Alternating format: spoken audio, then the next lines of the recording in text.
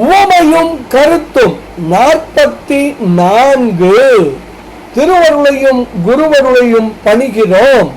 உவமையும் கருத்தும் 44. இருள் ரவி முன் போல். இந்த உவமையை சிவஞான சித்தியார் எனும் அற்புதமான நூலில 249வது திருப்பாடலில் அருள் திரு அருள்நந்தி சிவம் கையாளுகிறார். உவமை என்ன சொல்லுகிறது? சூரியன் முன் இருள் முனைத்து நிற்பதில்லை.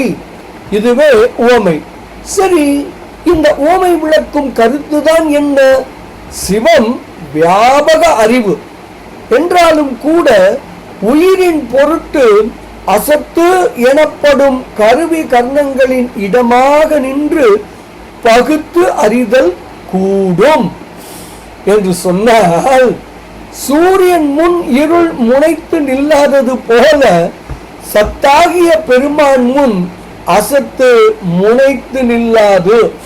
ஆதலால் அசத்தினிடம் நின்று பதி அறியும் என்று சொல்லுவதும் ஏற்புடையது அல்ல. இதுவே உவமை விளக்கும் கருத்து ஆகும். இதனை சிவஞான சித்தியார் எப்படி கூறுகிறது தெரியுமா?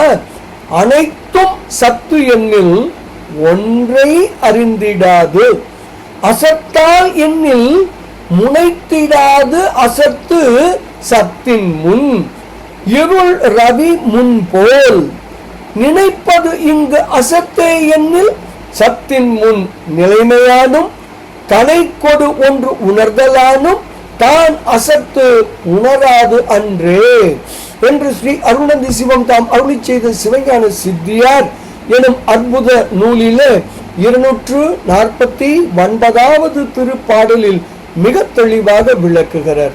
அருள் உணர்வோம், சிவம் சேர்வோம், சிவானந்தம் நுகர்வோம், திருவருளையும் குருவருளையும் பணிவோமாக. சிவாய நம. திருச்சிற்றம்பலம்.